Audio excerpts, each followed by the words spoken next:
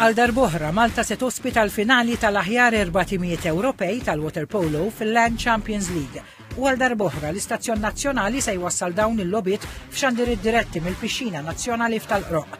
Il-kap eżekuttiv ta' Sport Malta Marku Tajjar għalli fost il-ħidma preparatorja hemm il-bilanċ bejn pixxina użata minn mijiet ta' nies kuljum għat-trasformazzjoni tagħha l-ogħla livell. Barra l-produzzjoni televiżiva fejn hemmhekk il-PBS tgħaddilna 8 kameras biex inkollna logħba li ġi trasmessa, il-pixxina kif qed taraw warajja ħajżidula seating, il-pixxina tiġi magħluqa kważi wkoll fi studio televiżiv, barra minn hekk sar investiment ukoll fid-dawr, investiment ta' Sport Malta ta' 135,000 euro sabiex ikonna dawla aħjar għall-pixxina.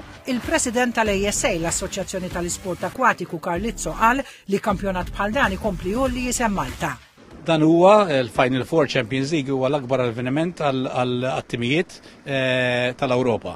Imma nista' ngħidlek li mhux tal-Ewropa biss tad-dinja x'aħna bħala kontinent Ewropej huwa l-iktar b'saħħtu fil-water polo.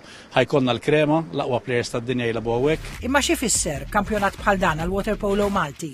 Ħajkollna stands mimlijin bit-tfal tagħna wkoll bit-tfal tan-nurseries li ħajitlu b'xejn ukoll għal dan l-avveniment, imma wkoll jattira minn forsi qatt ma ġara xi water polo. U naħseb dik hija l-iktar ħaġa importanti għall-organizzazzjoni ta' dat-tournament. Bil-ġimgħa sal-finali l-ħadd fil-Pixxina Nazzjonali 400 fost l-iktar b'saħħithom fl-Ewropa. FTC Telecom tal-Ungerija, minn Spanja Zodiac Athletic Barcelloneta, minn Franza CN Marseille u Novi Beograd mis-Serbja. Intant mill-erba tibda wkoll Sport Malta Cup bejn 400 lokali tal-water polo bil-finali s-sibt li ġej.